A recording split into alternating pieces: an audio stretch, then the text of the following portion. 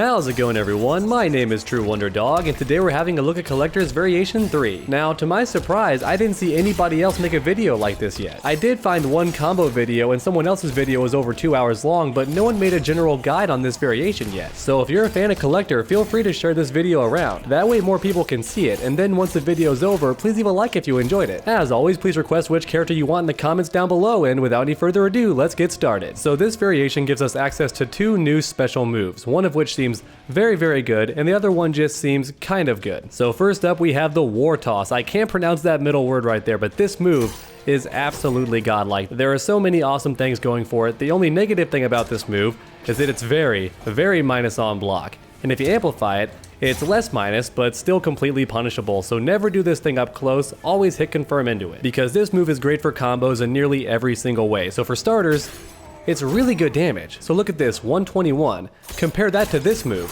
which is one of the best ways to end his combos. You only get 115, and it's also only plus 19, and we have some distance between us after we hit the opponent. Whereas the War Toss is much better, so 121, also plus 21 on hit, and the opponent is right in your face. So for ending combos, this really is your best option most of the time. Now the only downside is it's not extremely fast on startup, so sometimes if the opponent's falling really quickly, it's been a very long combo, your best option is still down back 3. I forget the name for this move, but it's still much faster on startup than War Toss, so it's still a really good option if the opponent's dropping right away. But outside of that, the War Toss, as long as you have time to get it out, is the best way to end your combos. And then if you spin the bar, it's the best way to extend combos as well, because they are stunned for a very long time. Full jump in combo. So that whole thing connected, my goodness, the combos in this variation are certainly the best. So just to give you an idea, here's a very basic combo. Not even the most damaging way to start things off, just check this out. Boom, my goodness, I sneezed and got 34% almost. That is just ridiculous, and once again, not a damaging way to start off combos, but 4-2-2 is safe on block and has some decent range. So it's an okay whiff punish and also completely safe if I mess up. I can wait to see if it hits and then go for the War Toss and get my combo started. But now let's say you jump forward and the opponent makes a big mistake, a huge whiff punish. What's a combo like that gonna look like? Here's a more damaging idea.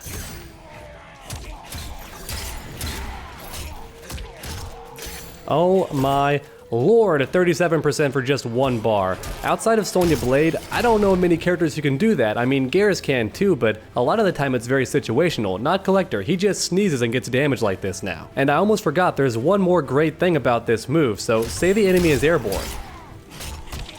This will restand them and keep the combo going when you spin the bar. That's just fantastic. So if the opponent's in the air for whatever reason, you have them cornered and you catch them with a jumping kick, maybe they do a wake up and you saw that coming, you punish them for it, get a full combo, this thing will restand them even if they're in the air. It's one of the best combo extenders in the entire game, I feel like. Especially since Kollector does love to stay at around this distance, because 4-4-3 is just so good. So if you're staying away, waiting for the first two hits to see if they land, and then you confirm it, you can now go in and get a combo.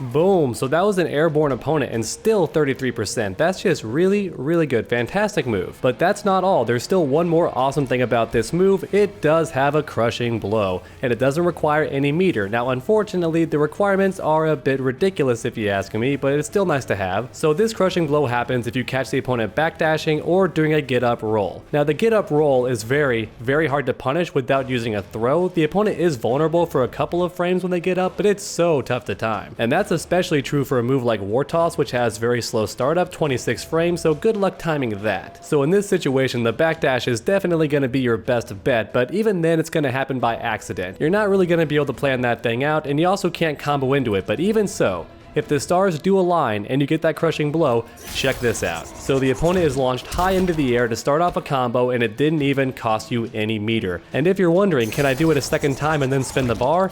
Yes, you can. Though the timing is a bit wonky because they fall down in slow motion, but look at that, we spent the bar and restanded the combo, which means Kollector now has 40% damage combos for just one bar. And then if you're a combo god, you can actually get over 45% for just one bar with this character, so it's pretty insane. And once again, again, the opponent does fall down in slow motion, so even if you're a bit further away, you might have time to actually get in and make something happen. Maybe not 2 forward dashes, but you could forward dash and then walk a bit and still have time to catch the opponent and end your combo because they fall down so slow. Now once again, I don't think this crushing blow is very likely to happen, and I also don't recommend doing this move raw, which is required to get this crushing blow, but even so, if you do manage to land this crushing blow, you're in for a lot of damage, once again easily over 40%, so it's still a pretty nice option to have. So in summary, this move is really good. Now unfortunately, it does replace the bola, which may not seem like a big deal, but the bola can be cancelled without spending any meter, so it can be a pretty fun mix-up on block.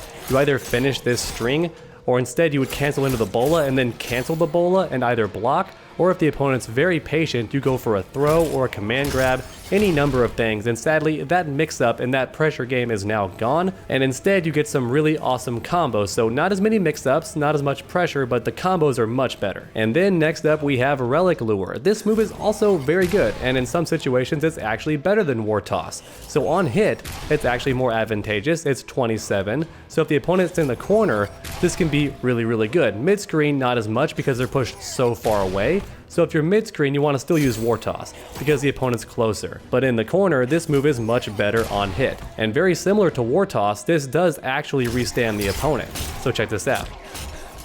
Whoop, they're sucked in and then knocked away. So fantastic, right? And if you amplify it, just like War Toss, it starts off combos. Now its damage isn't as good. It's not the best way to start off combos most of the time. But if you do want to spend 2 bars, then Relic Lure is your best option because then you can use War Toss to restand the opponent and keep the combo going. And in those situations, you do get quite a lot of damage. So if you're fighting somebody, whether it be online or at a tournament, and they have no way to drop out of the combo, they don't have those 2 bars, and you want to spend 2 offensive bars, then you start off with Relic Lure, amplified, keep the combo going, and then do War Toss, amplify that, and you have some very easy 40% damage. Now, a lot of the time it's not worth 2 bars, but if it kills, I say go for it. And one more nice thing about this move is that it's actually safe on block. So check this out, -6, not half bad, and if you spin the bar, what happens?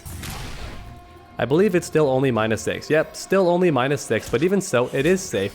But I'm wondering, can the opponent interrupt that? It sure looks like they can. Can they neutral jump? Any number of things. I want to take control of Baraka and see if I can actually escape this move or interrupt it. Oh, okay, there's a counter hit there, so not a gap when you cancel into it. Despite the long startup, you can't really do anything there. It's too darn fast. But what about after you block it? Oh yeah, big gap, so that's not a good idea. I block it, and then I keep things going. Now I'm messing it up, but in theory, I can get a full combo there. Oh yes. Oh no, okay. Yeah, he'd be in a lot of trouble in that situation. So you don't really want to do it on block. It has a gap before that second hit, and even worse, can I jump? Oh yes I can, okay. So it might be -6 on block, and if the opponent doesn't know what to do, it could be a decent option. But otherwise, it is a terrible idea. Not only can you interrupt it with a string and start off a combo, but you can full-on neutral jump this thing after that first hit and get a lot more damage that way. So this move is not a viable option on block, even though it is safe. And also keep in mind, this move does replace the projectile absorb ability, so Kollector is not good at countering zoning in this variation at all. Not one bit, and that's one of its biggest shortcomings. These moves are fantastic for combos, and Kollector was already scary when he touched you because you were standing most of the time, and if you're on the ground on both of your feet, you can't spin 2 bars to actually escape the combo unless you're Garrus. So Kollector's combos were already scary, but in this variation they do even more damage. Easily 35%, and then if you get a crushing blow, easy 40, and if you want to spin 2 bars, easy 40% there as well. So Kollector's combos have honestly never been deadlier, but his mobility and his counter zoning suffer very much. If the opponent throws tons of projectiles, he's going to have a tough time. And it's also a high attack, and it's also pretty slow on startup. So it won't avoid any other projectiles. On knockdown, it's okay, but you can't teleport, which is definitely one of the best things for Kollector to do in that situation, and sadly you cannot teleport in this variation, and you also can't absorb the projectiles either. And that's about it for this variation, so now time for my final thoughts. I love the combos, I really do. I love that a character besides Sonya can get 40% fairly easily. And I also like how Kollector has more than one option to extend combos, similar to Scorpion and other characters of that nature. He doesn't have to do a very specific move to keep the combo going. He has two different options and they can both combo into one another. However, at the same time, he will lose very, very hard to keep away characters, and in that situation, you have to roll with variation 1.